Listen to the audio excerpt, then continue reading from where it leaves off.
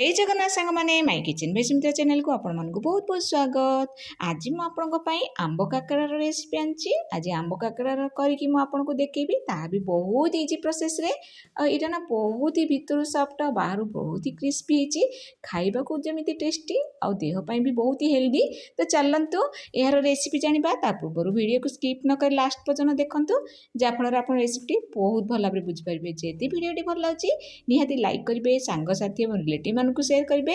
जदि चैनल को पर्यटन सब्सक्राइब करना ताहले सब्सक्राइब करदे और सब्सक्राइब बटन पाखे छोट बेल आइकन को प्रेस करदे जहाँद्वारा मोर सब नुआ वीडियो नोटिफिकेशन आपन पाखे सर्वप्रथम पहुँच पार। इंस्टाग्राम फेसबुक जब देखुं सुमित्रा मिश्र मोर आईडी लाइक शेयर फॉलो करेंगे। तो चलतु ये आंब काकरा प्रथम आम आंब नवा। तो मुझे दुईटी आंब नहीं तो दुईटी आंब यहाँ हूँ सुंदरी आंब यहाँ को आप आंब को आप कौन कहते मत कमेंट मध्यम निश्चित रूपे जनइबे। तो यह भल भाव गोटा धोईकी तार छोट छोट पीस बाहर कर ग्राइंडर जार देकी देखो मुझे गोटे बाउल बाहर कर देछि आंब जूस को। ये मो पानी बिल्कुल भी यूज करनी। तो ये आम गोटे पैन बसवा से देदेबा गोटे नड़ियार कोरा माने गोटे नड़ियार जी कोरा भाई से नड़िया कोरा आउ देछि हाफ कप माने जो कप रे मु मापिकी नेबी सुजी से हाफ देछि चीनी। यह भल भाव आम भाजवा गैस फ्लेम को आप मीडियम रू हाई रखिकी भाजबे। तो टिके भाजी सारापर ये गोलमरिच आउ गुजराती पाउडर मुझे छेचिकी। तो यहाँ को देलापर भल भाव आउ 5 ରୁ 7 मिनट भाजबे। यहाँ बेसी भी शुखिला कर भाजबे नहीं टिके माने लतपतिया होकर रहिले आमको खाइबा को पूरटी भल लगे। तो ये आम प्रस्तुत हो गला देखो कलर भी चेंज हो गला। एबे गोटे बाउल को आम बाहर करदे ठंडा हाँपी रखीदे साइड रे।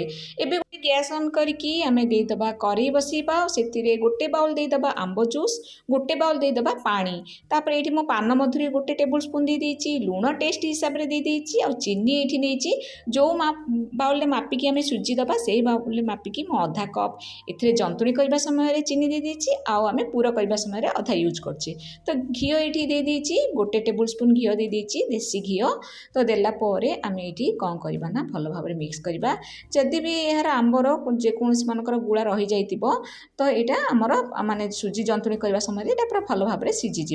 तो ये पानीटा भल भाव फुटिया छाड़देवा पानी फुटेला अल्प अल्प देकी सुजी गैस फ्लेम को लो करदे पकेवा समय आमती भल भाव अल्प अल्प देकी आप भल भाव मिक्स करेंगे गोटे डायरेक्शन रे। तो देखो ये भाव में आप कंटिन्यू मिक्स कर सारापर देखो ये बहलिया हो गला।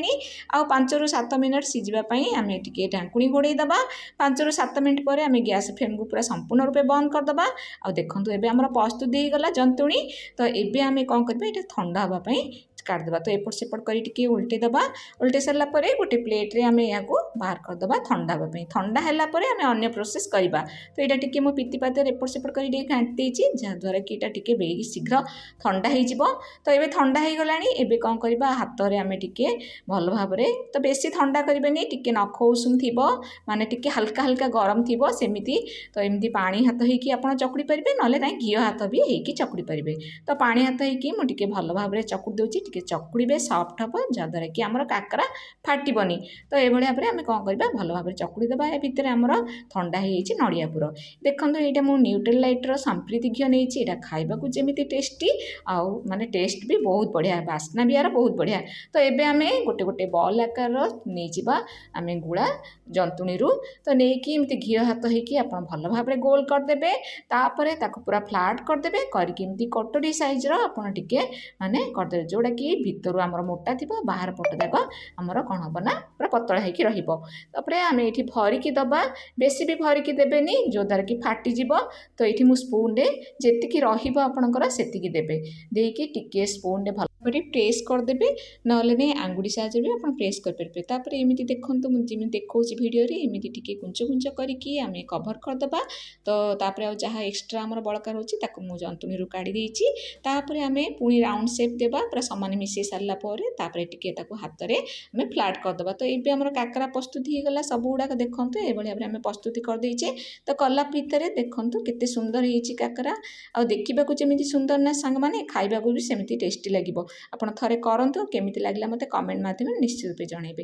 ଏପଟେ ଦେଖନ୍ତୁ କରେଇ ବସାଇ ଦେଇଛେ, କରେଇ ଗରମ ହୋଇସାରିଲାଣି, ସେଥିରେ ଆମେ ଦେଇଦେବା ଘିଅ। ଘିଅ ବଦଳରେ ଆପଣ ତେଲ ବି ୟୁଜ୍ କରିପାରିବେ। ତ ଏଇଠି ଦେଖନ୍ତୁ ମୁଁ ଘିଅଟେ ଗରମ ହୋଇସାରିଲାଣି, ପୁରା ହାଇ ଫ୍ଲେମ୍ରେ ଗରମ କରିବେ। ଆଉ ପକାଇବା ସମୟରେ ଆପଣ ପୁରା ମିଡ଼ିୟମ୍ କରିଦେବେ, ଲୋରୁ ମିଡ଼ିୟମ୍, ଲୋ କରିବେନି, ମିଡ଼ିୟମ୍ରୁ ହାଇ ରଖିକି ଆପଣ କ'ଣ କରିବେ କାକରାକୁ ମାନେ ବସାଇବେ। ତ ଗୋଟେ ସାଇଡ଼୍ ହେଲା ପରେ ଆପଣ ଆର ସାଇଡ଼୍କୁ ଓଲଟେଇବେ। ଏଭଳି ଭାବରେ ଆମେ କାକରା ଗୁଡ଼ାକ ସବୁ ଛାଣିକି ବାହାର କରିଦେବା। ତ ଦେଖନ୍ତୁ ଏଇଟା ଆମର ଟିକେ ବ୍ରାଉନ୍ କଲର୍ ହୋଇଗଲାଣି, ଭିତର ପଟୁ ବି ବହୁତ ବଢ଼ିଆ ହୋଇଯାଇଛି। ତ ଏବେ ଆମେ ଏହାକୁ ପିଟିପାତିଆରେ ବାହାର କରିକି ଟିସ୍ୟୁ ପେପରରେ ରଖିଦେବା। ତ ଏବେ ଆମେ ଏ ସବୁଗୁଡ଼ାକ କାକରା ଏଭଳି ଭାବରେ ଆମେ ସବୁଗୁଡ଼ାକ ଛାଣିକି ଏମିତି ବାହାର କରିଦେବା। ଯଦି ଆପଣମାନଙ୍କୁ ମୋର ଭିଡ଼ିଓଟି ଭଲ ଲାଗୁଛି ନିହାତି ଲାଇକ୍ କରିବେ, ସାଙ୍ଗସାଥି ଏବଂ ରିଲେଟିଭ୍ମାନଙ୍କୁ ସେୟାର କରିବେ। ଯଦି ଚ୍ୟାନେଲ୍କୁ ଏପର୍ଯ୍ୟନ୍ତ ସବସ୍କ୍ରାଇବ୍ କରିନାହାନ୍ତି ତାହେଲେ ନିହାତି ସବସ୍କ୍ରାଇବ୍ କରିଦେବେ।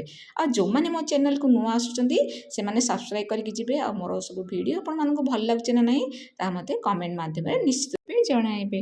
ଆଉ ଯେଉଁମାନେ ମୋ ଚ୍ୟାନେଲ୍କୁ ସବସ୍କ୍ରାଇବ୍ କରିନାହାନ୍ତି ତାହେଲେ ନିହାତି ଲାଇକ୍ ସେୟାର ସବସ୍କ୍ରାଇବ୍ କରିଦେବେ। ଆଉ ଇନଷ୍ଟାଗ୍ରାମ୍ ଫେସବୁକ୍ ଯଦି ଦେଖୁଛନ୍ତି ନିହାତି ଲାଇକ୍ ସେୟାର ଫଲୋ କରିବେ। ସୁମିତ୍ରା ମିଶ୍ର ମୋର ଆଇଡି।